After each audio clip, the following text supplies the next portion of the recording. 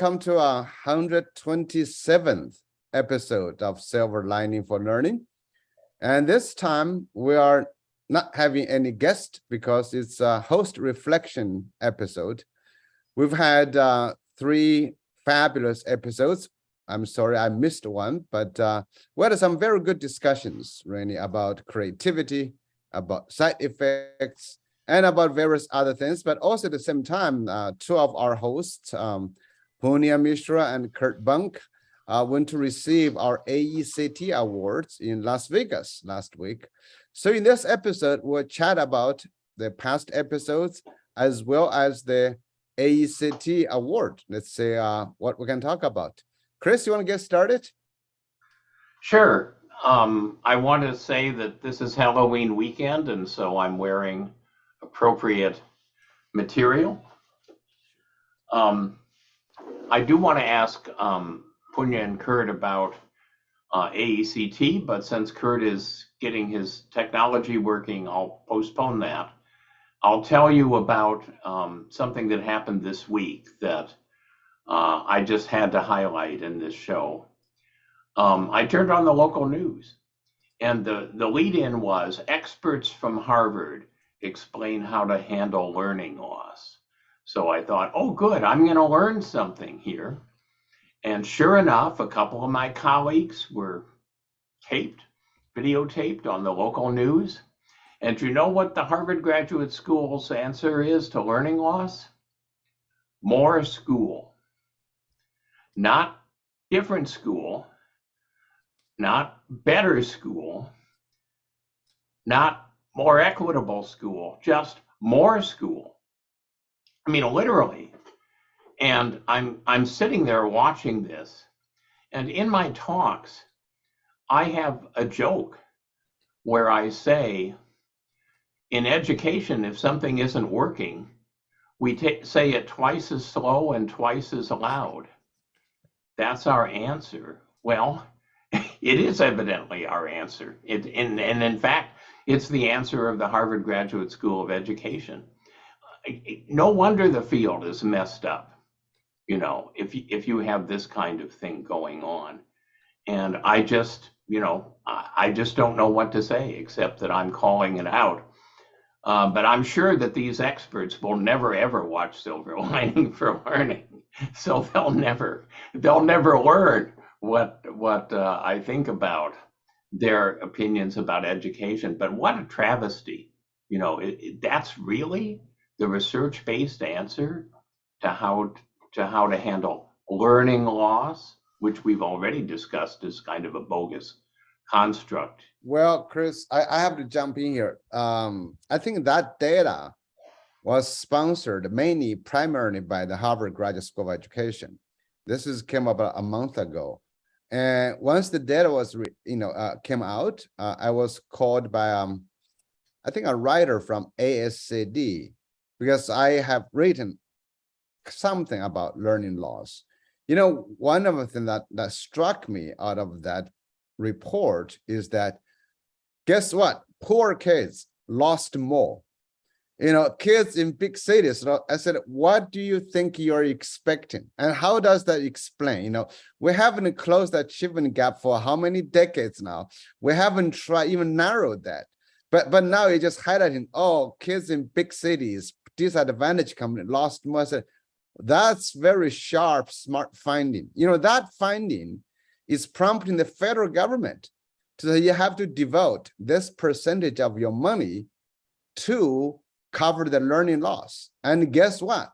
You know, more poor children will be in remediation, more reading and math teachers will be hired, not necessarily improve to do better, like you were saying, Chris, to do more. That is really the travesty that we face in education. Is especially right now, everybody's forced to let's do the learning loss, to do more. You know, there was actually an MIT professor, I think, who wrote in the ASCD about doing less. I think it's Justin Wright or something, right? And it was really talking about doing less. And this is not time to talk about longer days, longer semesters, well, hopefully longer years for everybody. So thanks, Chris, for commenting on that. So Kurt, are you there? Evidently not. I am there, but I have no video on one computer, no audio on the other. So let me try and work on things and just listen in for a while. Okay, well, your audio is fine because when we make this into a podcast, that's going to be what people have anyway. So my question, having gone on a rant, now I have a question to be consistent with the purpose of the program, which is not to go on rants. Punya and Kurt, I'm interested in your view on what happened in Las Vegas. Now, let me immediately say this is not what personally happened in Las Vegas, because I understand that what happens in Las Vegas stays in Las Vegas. But professionally, as you were at this major conference, by an astute group, a group smart enough to give us 2 awards. So obviously, they really are insightful. On top of things. Yeah. Yeah. So what was your take on where instructional design is represented by AECT is right now? Oh, I'm not sure I'm the right person for that question, Chris, because I didn't go to any sessions. I went to the ones where we were supposed to be at and spend the rest of my time actually connecting up with some colleagues and friends who I'd never had a chance to meet. So, sort of knew them by email and sort of liked their work. In one case, had been an external reviewer for their promotion to full and had really sort of appreciated the work that they do. So that was more of outside of the sort of the presentation ceremony and the talk that we gave that. So I'm sorry, I cannot speak to the state of instructional design from my one day at the conference, but I did manage to actually have some really wonderful meetings and conversations with people that I wouldn't have had the chance to do otherwise. Well, that's a testimony to the conference as a place to build social capital. Exactly. Kurt, what was your take on where AUCT is? You've been frequently, you have kind of a sense of the trajectory over time. Yeah, I figured I have to pop my camera up on this machine. So I do have video now on my desktop. You know what struck me, the one thing that struck me was that there's a changing of the guard. For many years, you would see the old timers showing up at this as David Merrill, for instance, and Tom Reeves, and many other people, David Johnson, before he passed away. You'd always see these folks in the audience, Charlie Regaluth as well, Mike Melenda, who I work with. I could go on and on. There's just been a number of retirements within the field, but most of those people were hanging on for a number of years, and they would have these sessions where they'd have these symposium of the historical folks every AECT. What struck me this time, they didn't have that. They didn't have any keynotes, and I don't think they've had keynotes for a few years now. They are now or starting to cater to a younger audience, and that changing the guard means that those who are in mid-career are in the middle of their career, they're leaders in the field now.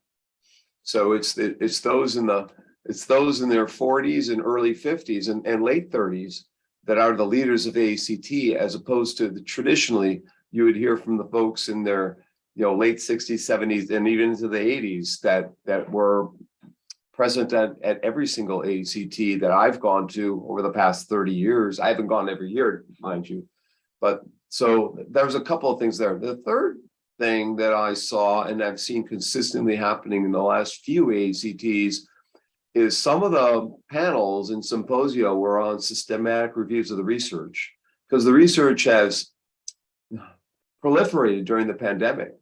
And one way to make sense of that research is to look at what people have found in doing meta-analyses and doing systematic reviews of the research. And a couple of the people I can flag for you, our listeners who might want to take a look or read, you can look at Albert Ritzhoff's work at the University of Florida on EdTech competencies, as well as award-winning online instructors and many other topics. He's worked with my colleague Florence Martin, who's now at NC State, and also my colleague Vanessa Dennett at Florida State. There are several other people who are providing meta-analyses at that conference that I attended. In fact, I was on a panel of of several award-winning papers that did meta-analyses on emerging technologies or on online learning in various ways, shapes, or forms. So that's the second or third thing that I would say that happened. And the final thing I'll comment on is something I was really kind of irked about. And it's nothing about the field as a whole, but it was our normal university reception. You hold back the gifts and prizes that everyone donates until the end. You have a raffle to keep everyone there and get excited. I got down to the university function about 2 or 3 minutes late, and it goes for 2 hours, and they had already given everything away that I had donated. I'm like, oh my God, where did it all go? And people just grabbed it and ran, you know. So I would say gift receiving was popular this year as well as gift giving, but you know, that there was some enthusiasm lost because they did that. People didn't know what they're doing. So I mean, overall, as a whole, it's fractionated. I mean, I saw the topics proliferating, in particular areas of gaming and AI and learning analytics were popular this year.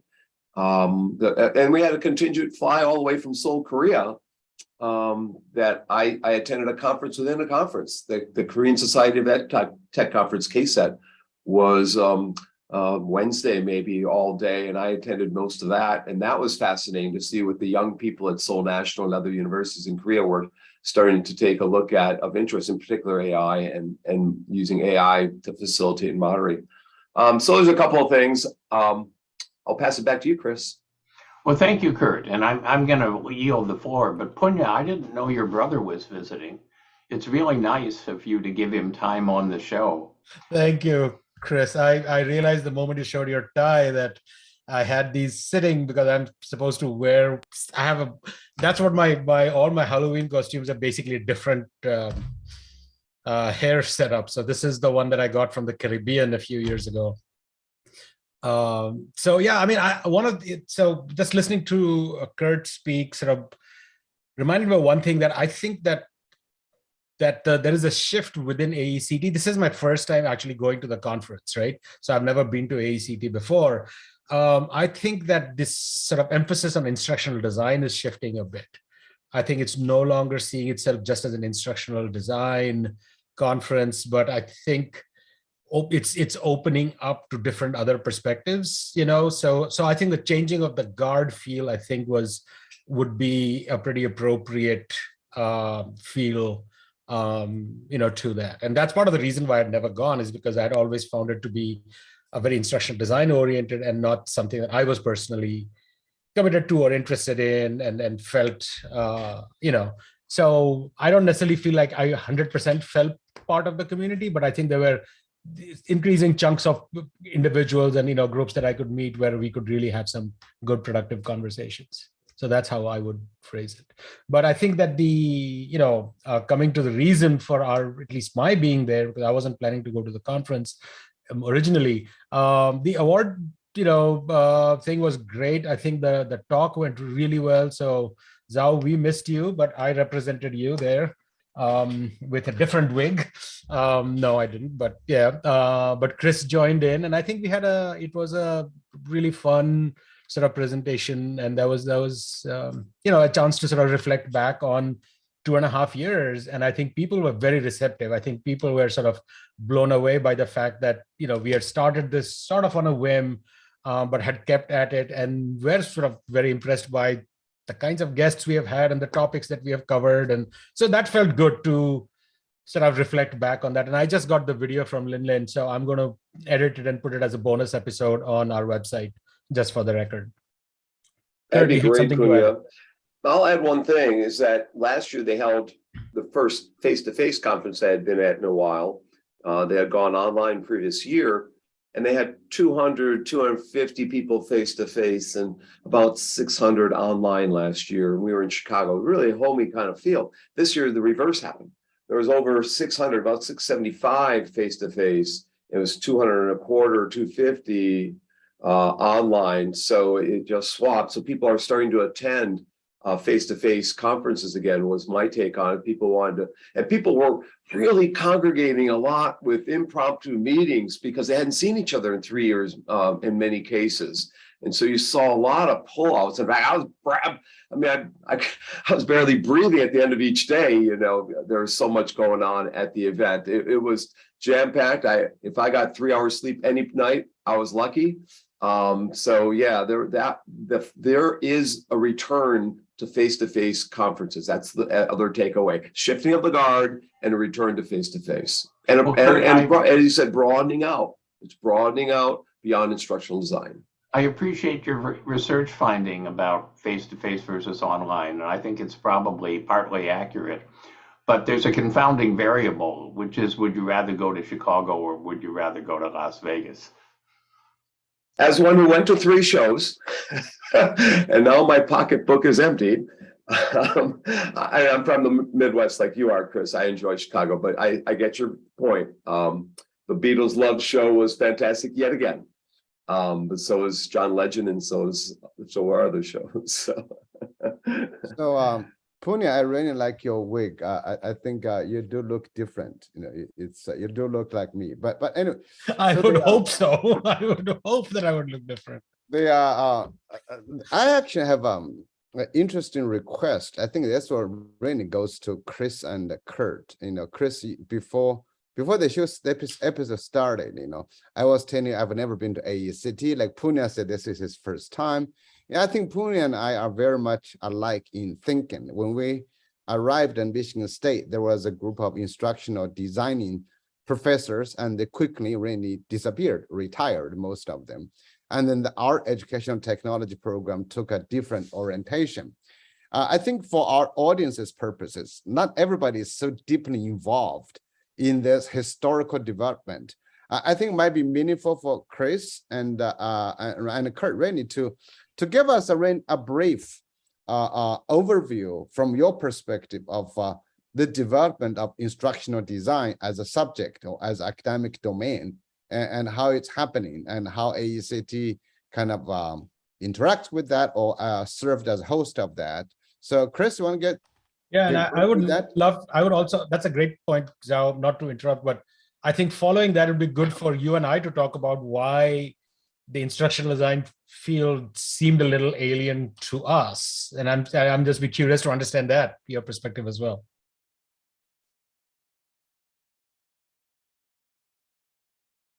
So in 2007, I wrote a chapter for the Second International Handbook on Information Technology and Education.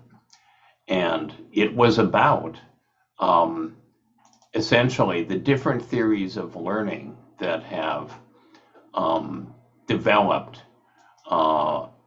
over time, and how that has changed what we think of as effective design in learning and education.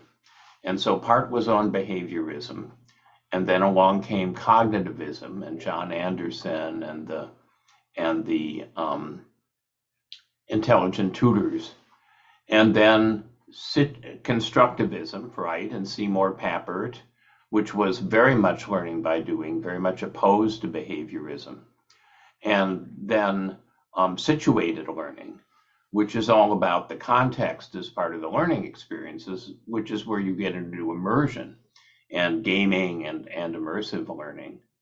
And that chapter has held up pretty well. I mean, I would certainly update the citations, but I think the evolutionary flow in the chapter was pretty good. And I'm just seeing if I can pull up the title for any of those of you who are interested enough to go see what my thinking was, at least at that period of time. Here we are. Let me see what the title is. Theoretical Perspectives Influencing the Use of Information Technology in Teaching and Learning, June 2007. But I wasn't kind to behaviorism in that article, and I haven't been kind since. You know, Howard Gardner wrote a book about Mind's New Science, which was about cognitive learning, parallel to Anderson. And in the book, he tells this joke where behaviorists believe that there is no internal mental state. There's just stimulus and response with nothing really in between. So Gardner describes two behaviorists making love. And at the end of the act, one of them says to the other, "I know it was good for you, but tell me, was it good for me?" So, I'm glad that we've moved beyond behaviorism. And I think what I said in the chapter was a toolbox metaphor, that, you have a screwdriver and a saw and a wrench and a hammer, and you pick the tool that's appropriate for the task. And that's based on, your instructional goals, the characteristics of the audience, the resources available. And sometimes that is behaviorism. And sometimes that is, one of these other theories. So that's a longer answer than you wanted, probably, but. No, actually not, it's, I was also wondering, after this, I'm gonna ask Kurt, and then Pune can jump in. We can talk about our experiences, because this is important. When young scholars get into this, then you have different advisors, you have to go to different groups. Not everybody necessarily understands this. So where do you see behaviorist, in instructional design right now? Do you think they're disappearing? Do you think they are? What's going on with that? Well, the military has always been the big funder of traditional instructional design. But the recent book that came out of ADL, called Modernizing Learning, is a very progressive look at what the military ought to be doing in terms of learning. So there's a change happening there as well. And I think that change in the funding community is some of what's driving the change in some of the traditional organizations. Kurt, you want to jump in? Yeah, you still see behaviorist approaches instantiated within MOOCs, the ex-MOOCs format. You see it in the for-profit higher education organizations, where they try to automatize the learning process to put as many people through as they can for a limited cost. So they don't want to invest a lot in the instructors. And they try to offload everything to systematic routines and procedures and shipping and shaping people out. You have to remember, I was an accountant. I was bored to tears there. So when I entered the university setting and took a minor in ed tech, I was bored with the instructional design approaches that that Michael Streibel, who is not an instructional designer, he's more of a progressive educator.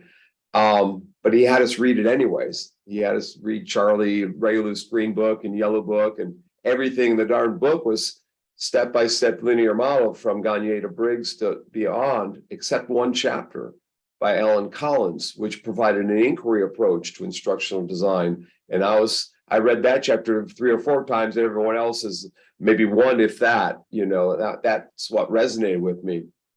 And then if you followed up on Collins's work since that time, he's community of practice that led to a lot of research on communities of practice. And I really think that was the late 80s or mid to late 80s. Since that time, that's when the Situated Cog article came out by Collins, Brown, and DeGoode. And that was a turning point for the field. That was a time where we would sit in AERA sessions from John Seely Brown and he had just took the glasses, put a different lens on, and looked at things from a constructivist or social constructivist point of view. That was the tipping point around 86, 87, 88, 89. And they had a researcher article in 89 by John Seely Brown, still highly cited. And so, I agree with Chris that, those 3 approaches dominated the field, and you can kind of see the evolution happen from the 60s behavioral, and prior to that to the 70s and 80s, the cognitive approaches, and into the 90s and 2000s, the constructivist and neo-constructivist approaches.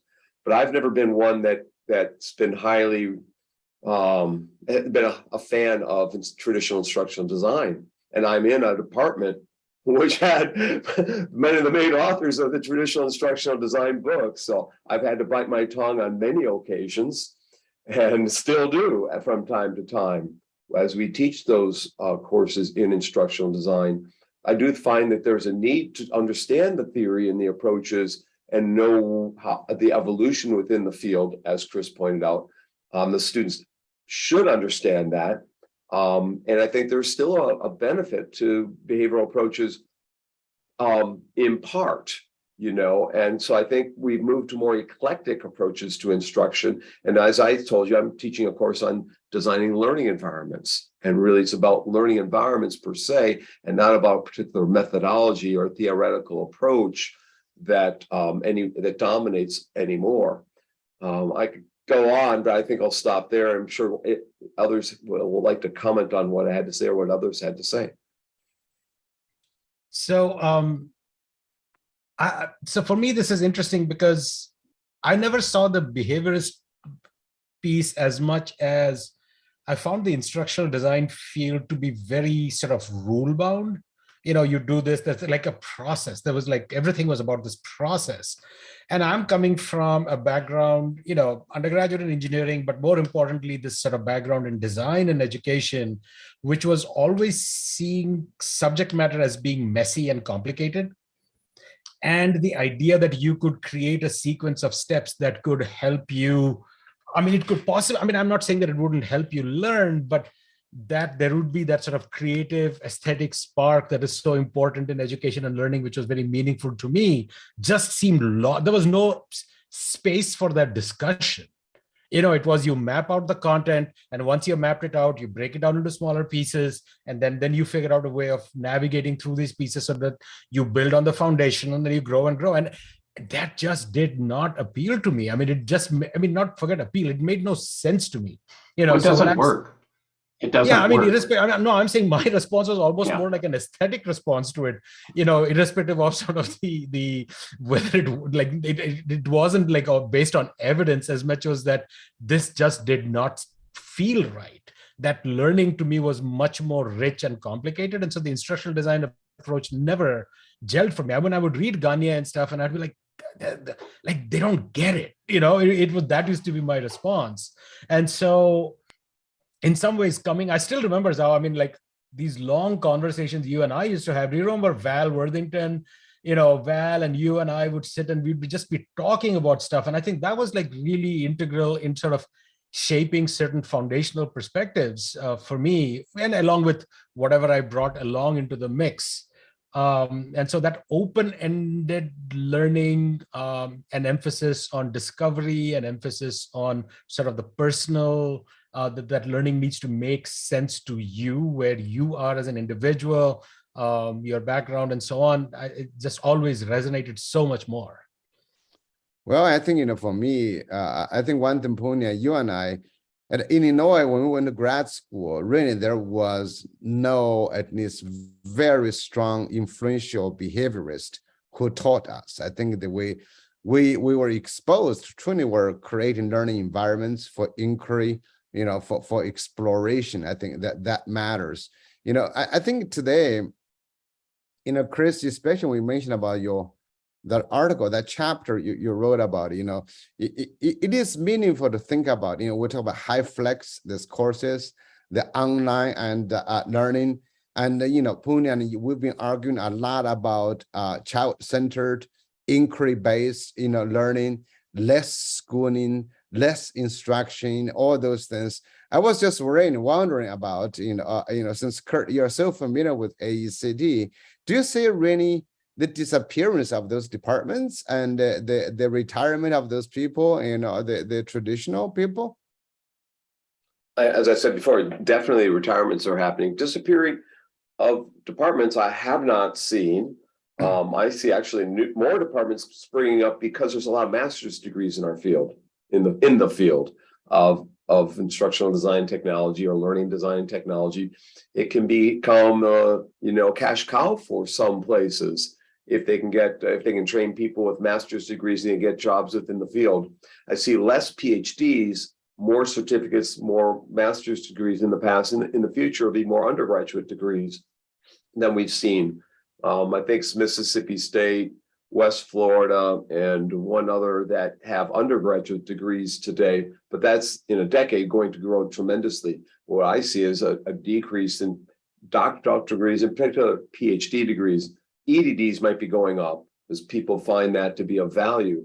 Don't find PhDs to be as much value today for the time commitments that students have to put in compared to getting certificates or a nano degree or a micro credential or master's. I mean, going from a micro credential to a master's seems to be the route that most people are taking, and they might add on an EDD after that, an education doctorate, not a PhD.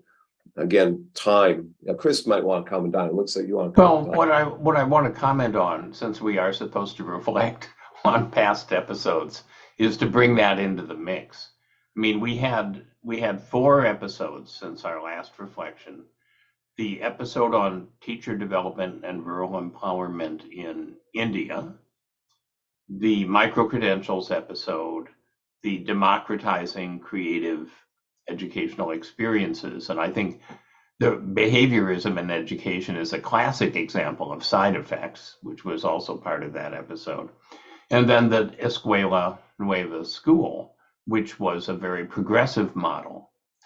And none of those, all of those were powerful episodes about making a big difference. Not a single one of them was based on behaviorism or even very much cognitivism. They were all about student-centered, learning-centered, personalization, empowerment,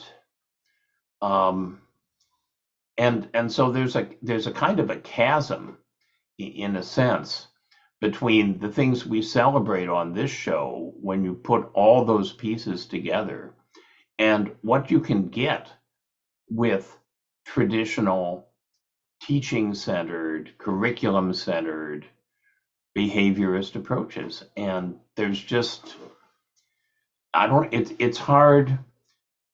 I see the value if you're drilling students on learning the multiplication table to behaviorist approaches.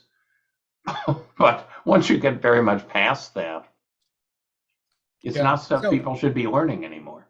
I know, Zhao, you're ready to say. I just want to add one thing to this mix. So, Kurt, when you talked about sort of instructional design and the programs which are now learning design and technology, I think the word design, though it's being used in both places, is used very differently.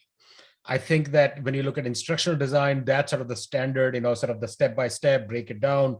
That's how sort of instructional design is looked at. But I think when that's why department names changing to learning design and technology, I think they are looking at design much more along, not maybe as far as sort of where our guests have been in the last few weeks, but still there is that design there is seen in a much more open, flexible sort of a way. So I just wanted to add that comment there.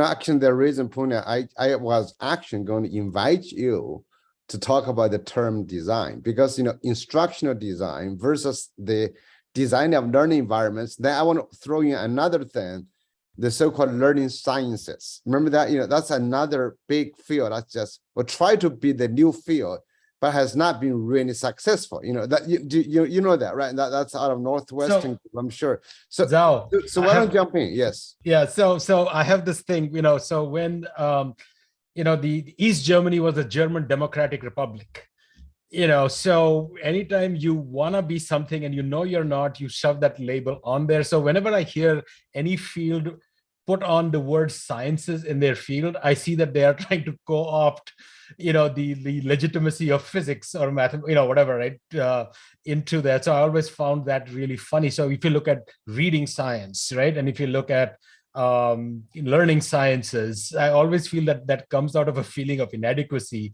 that you feel like you can add that word there and it'll give you some legitimacy in the discussion, right? You know what I mean? Well, that's because we have not had any learning scientists to be on the show yet. Once they come, you will say something. But anyway, carry on with that, with your thought.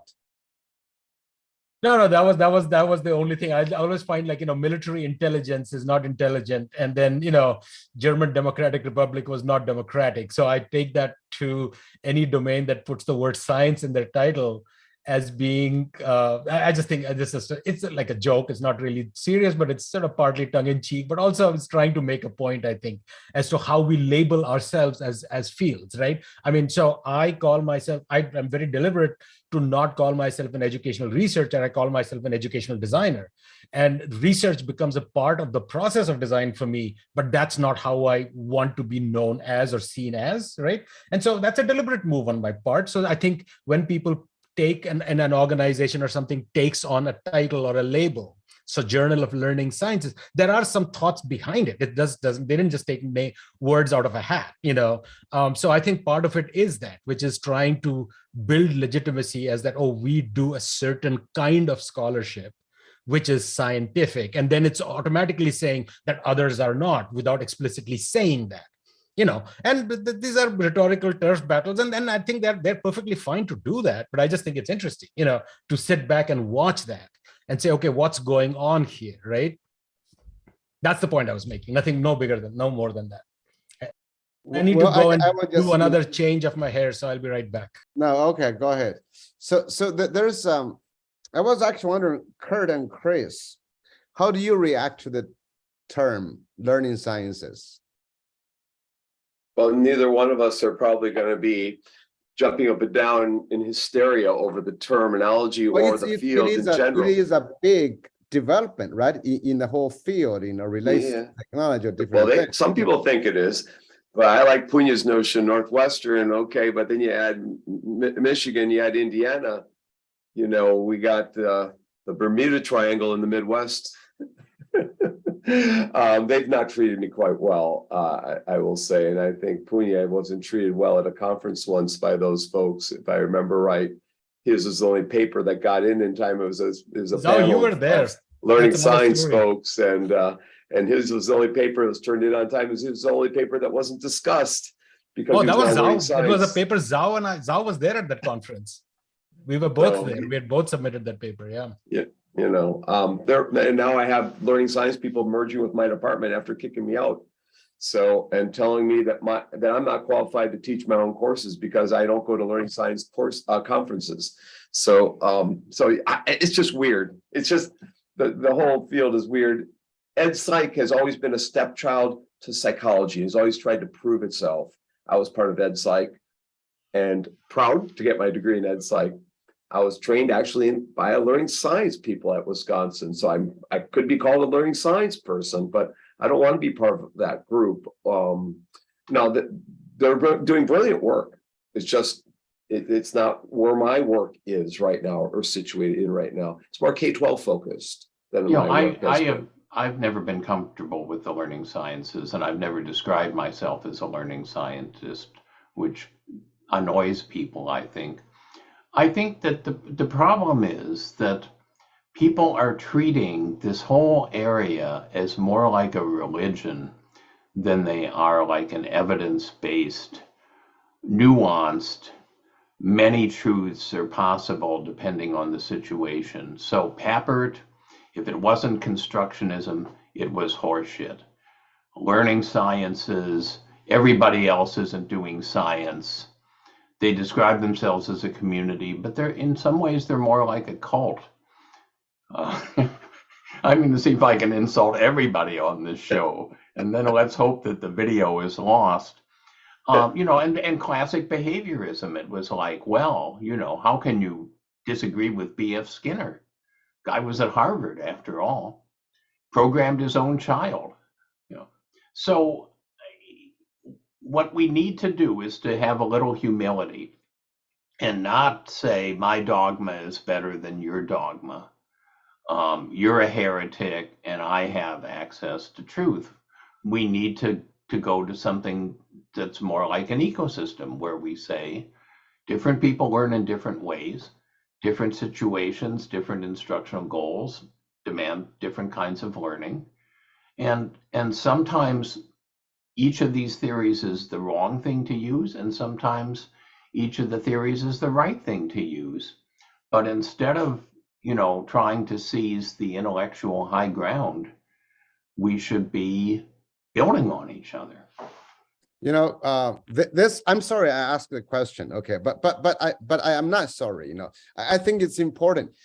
No, This gives the idea about it is the we should- Halloween. It is the Halloween episode, so we are allowed to be like talk about scary stuff. Yeah, it's good. Yeah, but I think we should do this. I think it's fair.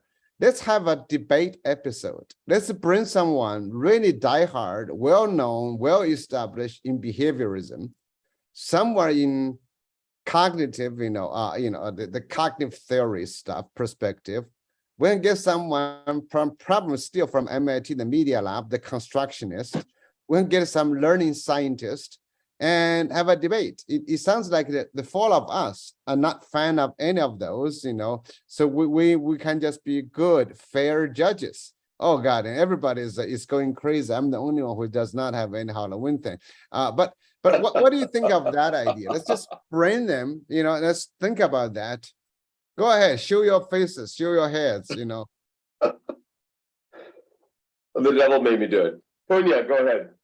No, I think I really resonate with what Chris said, and I think that there is a pragmatic. I think this is where my design training sort of got me to think. It's just that it is a pragmatic approach, which is not bound and beholden to any particular ideology. It really is about what works, right? And in what context, and what that does, it gives you a sort of intellectual eclecticism then, because you pick and choose as the tools and the task vary. There are situations when I'm training my dog that behaviorism is absolutely the right way to go, trying to convince him or it's not going to work. And there are contexts when in certain educational situations where there will be the sort of behaviorist models might make sense. One of the reasons why behaviorist model exists quite a lot is because in the special ed disciplines, they actually find it very useful in terms of getting people to learn basic skills and, survival skills and just get together and get along in the world skills. Sometimes you need those scripts, and that's fine. And there are certain domains where if you have to learn how to fix a certain piece of equipment, where instructional design actually works well because it's a sequence of steps. It's a well-structured discipline, and there it makes sense. But I think there'll be other situations where it will not, And I think that's why I think coming back to Zhao, the episode that we had recently with you and Ron about side effects, I think that's where it becomes interesting, right? Because if you are dogmatic about it, then you are ignoring these side effects. But if you are coming in with an open-ended, sort of open-minded perspective, saying that, yes, some things will work and others will not, because people are complex and we don't fully understand everything and how people respond to certain things. So there are going to be, effects that are unanticipated, some good, some bad, some neutral, and that's and recognizing that, I think, is what to me is important. So you would have said, I'm not a good behavioral trainer. When I was working at West Virginia with B.F. Skinner's daughter on one side of me and B.F. Skinner's son-in-law on the other side of me, they were trying not to get me hired, by the way. They didn't believe in cognitive psychology. It wasn't even a useful fiction to them. But I didn't pick up well because when I got home last night and took my dog out at 2 a.m., I wandered away for just a minute, and he grabbed my wallet and chewed up my credit cards. So I have this mask. This is from day 666 of running. It says the devil made me do it. So, but you had a dog out at 2 a.m.? Yeah, I felt sorry for him in his cage, so I took him out. You need some behaviorist training, but anyways, that might be helpful. I think what Punya is actually interesting about the side effects. I had conversations with some very diehard behaviorists, special education people. The problem is that they do not accept the idea of side effects. I think when you are in any domain, in any area, we should always accept there are side effects. But people, when they buy into a cult, like Chris, I don't think you have offended everybody yet, but when you talk people in a cult, is that everybody else is wrong. I am right and I am always right. I think that's the issue, but I am always right. But you run into the same people, like inquiry-based, project-based learning people. When you try to raise issues with them, they will have a problem with you too. And so I think one issue, we have this in education, actually maybe in every field, we really have this belief that, this phenomenon that I got the right thing. You got, this is right, and I'm going to drive this to death. I think that's the lack of humility in educational research is the problem. When we have so many episodes, we can endorse this and that, but I would challenge every episode. Actually, would go to say, okay, yes, that, but you could always do that. I think it's a good exercise trying to challenge possibilities. Doesn't mean they're all wrong, but you could be thinking about other options. I say, Chris, you want to jump in? Well, I'm not sure about the debate, because the debate, it isn't a debate because they're all partly right and partly wrong. So I think, Kurt, you referenced something that probably most readers don't know, which is the Green Book and the Yellow Book. But Charlie Regeluth, who is a classic behaviorist designer, had these two influential books. I think they were in the 1980s. And the Green Book was sort of all about how to do in behaviorist instructional design. But the Yellow Book was interesting. The Yellow Book, he had a challenge, a detailed instructional challenge. And he asked different designers to write a chapter on how they would meet that challenge. And so you had these chapters that showed how different people approached the challenge. Now, the trouble was they were all behaviorists, so it was very limited variations on a theme. But I think what would be interesting would be to find a behaviorist school, have them come on for an episode, talk about for whom it works and for whom it doesn't work, if they're willing to be honest about it. Have an inquiry school, project based, have a constructionist school, have a game based learning school, and try to get each one of them to say what's true, which is some kids are going to do really well if you just do one approach, and other kids are going to do poorly. And at the end of the day, a school that does parts of all four of those approaches is going to run rings around any school that does just one, no matter which one they pick.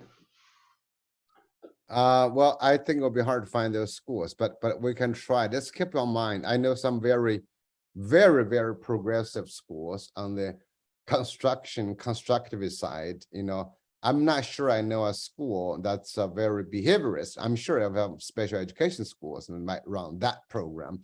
You remember we had that twice exceptional school. I think they're quite liberal, in that regard. But I would, we can make a bet about who is the winner. And now, Kurt, maybe you want to change your name from 18123 to Kurt Bunk. Punya, you got a new hair. You want to jump in to say something so we can see your hair? Thank you. Well, this is the fourth and the last one I will inflict on all of you, but Kurt voted this to be the best one. So I'm going to wear this to class on Monday. So thank you for that. So that way you guys we got to do a little experiment and decide which is, the Afro is my favorite. That's the one that I've had the longest, but this is pretty good too. No, I'm not sure that the debate will get anything. I think unless and until people agree to, in the debate, because it becomes about just entrenching your own positions, right? But if the ground rules are set as that, what would convince you that your perspective is inadequate or matters are more complex? I think that could be interesting, right? I mean, what would convince you that frameworks that you've been using? I mean, if you think about it, right? I mean, this is Popper, right? Karl Popper saying that a scientific theory is a theory only if it can be falsified. So the question is, if you firmly believe in X, what would it take for you to disbelieve it? Is there an experiment or a study or some data that can, I'm not sure we will get people willing to come in and have that conversation, right? Because I think there's a quite a bit of evidence about all Well, kinds of the reason I said that was about a debate, it was, remember a few years ago, the different religions, their heads got together, the different, if we treat these theories or perspectives as religions, and they have heads, they gotta be able to sit down. Imagine, let's say the Catholic Church and the versus the English Church versus some other Russian Orthodox or Islam or Buddhism. I mean, when they got together, I think Punya, when we were at the Michigan State, there was some classes that had different people. I think the social perspectives course, they had different people together. So I was just wondering, I'm not reinforcing the idea of having a debate. I'm just really trying to say, how funny would it be? That's what would it be? I mean, I don't know about what those guys talk about, the religious leaders. Yeah, I don't know. I'm not I think I personally don't like the format of debates, because they're more about like scoring points than about finding commonality or or finding shared understanding or whatever. Right? Debates are never about finding. Debates are really about confirming yourself. Exactly. If you have a stupid idea, you begin to argue. The more you argue, the more you believe it, because you have to find more evidence for yourself. So a debate is really not about you accepting others. It's really about debaters exposing their most fundamental views to others. So one of the things that Bill Brewer used to talk about, which I always really liked, where he says, there are two kinds of people, researchers. So one are the neats and the scruffies. And so the neats are, that they have this framework and then the world fits that framework and that's what they will use. And scruffies are the ones who are always like, yeah, this framework's useful. However, the world is more complex, And so I think the four of us, if we share one thing, which is why I think we've been able to do this for 2.5 years and continuing, is that I think the four of us are scruffies.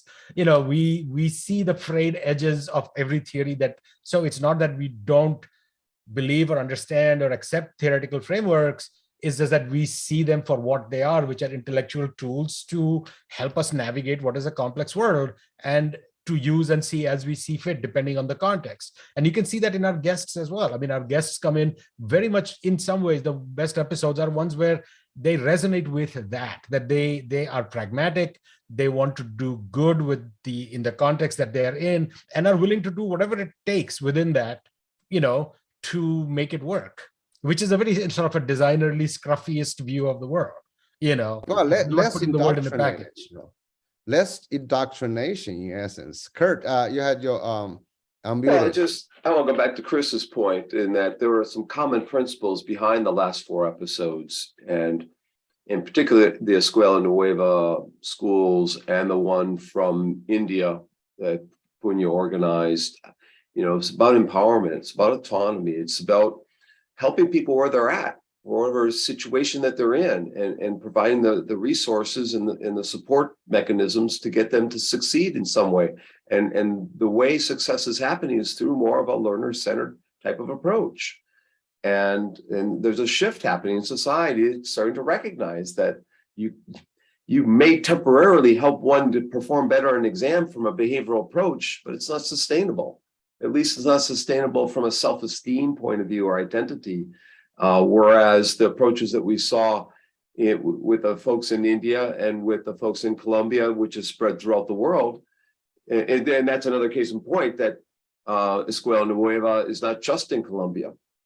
It has spread to other communities, and she's been asked to provide insights to different governments. And by the way, at ACT, there are several people from Colombia, from Bogota, who I mentioned the episode to, and they had gone to such a school, or they had friends who had. So it's not a small one-off. It's embedded throughout that country and others. And I think if there's anything more, I can't think of anything more important for our show to highlight than a success story that's made not just a local impact, but made a global one at the same time. And for us to pull aside the founders or founder to talk about the evolution of that program, because it didn't just happen overnight. and to have them reflect on what were the common principles that underlie that program so that others can think about the design of a program might be specific to their locale that might embed some of those principles in it. And so I think particular, those were two of the really, I think most impactful shows that we've had among the 126, 27 shows. So I'm, I hope, and as Chris said, we've been on a roll here the last few months and having really great shows. And, I applaud you guys for bringing these wonderful people in. Chris nudged me to get the Escuela Nueva. I wouldn't have done it without Chris's nudging. So yeah, thanks. Yeah. You So know, I think I'm so- sorry, Punya. I think this conversation is quite actually consequential, because when you go to conferences, when you make presentations, especially with K-12 schools, school leaders, teachers, superintendents, they're always to say, okay, we want to change. And when they're thinking about a change, they're thinking about a change for everybody. And they want to say, okay, I want to take this approach that applies to everybody. Like Chris was saying, some school work for some students, some schools work for other students. So every place you go, everybody said, we want change. And then they take one approach, then impose on all children. I think that is the biggest problem. Then when it doesn't work, they say, well, we can't make this change. So we blame somebody else. Like, Kurt, you were saying. So we run into this problem. We don't like to make minor changes. I don't mean minor change. I mean actually significant changes for different groups of people. We don't like to treat a school, as many schools within the school differently. We like to believe in one big approach that's going to solve everyone's problem. Policymakers make that problem. The nonprofit, funders, big foundations make that problem. We want to apply it to everybody. I think we have to come to a point. We need to think about what works for whom, under what conditions. Punya, go ahead. You're on mute, Punya. Kurt asked me to take a picture, so I was busy doing that. So I just wanted to just follow up something that Kurt said around the 2 episodes. So Chris was actually very involved in helping with the India episode. And I really do think that was a very impressive, just a great episode, just speaking to these young women who are working in like really complex, difficult situations and sort of the vision that they bring into it. And just as before, Chris, I'll pass it to you to introduce the next episode. We do have 2 more episodes in India coming up, not next Saturday, but 2 consecutive Saturdays after that. So looking forward to that as well. And I think we'll again have some very interesting viewpoints of people working in Indian context. So Kurt, I think you wanted to say something before Chris would introduce the next episode. Really quick. We definitely have to get this on screen here. This is one of 2 awards that we got this past week at AACT. We got Distinguished Development Award and the Outstanding Digital Artifact Award. The latter from the Learning Engagement Division of AACT, which has grown. I helped start it out 5 years ago. It's got 585 members. So, that's something to shout home about. They, as Punya knows, we were there. They indicated they've gotten a lot more proposals than they had in the past. So that is of significant value. You'll be getting something in the mail. This one is the ETR&D, Ed Tech Research and Development Award for Distinguished Development Award, which is very prestigious in nature and was a lot of fun. It was a lot of fun to give the talk. And Chris, where did you put the check? Well, that was in the wallet that my dog chewed up.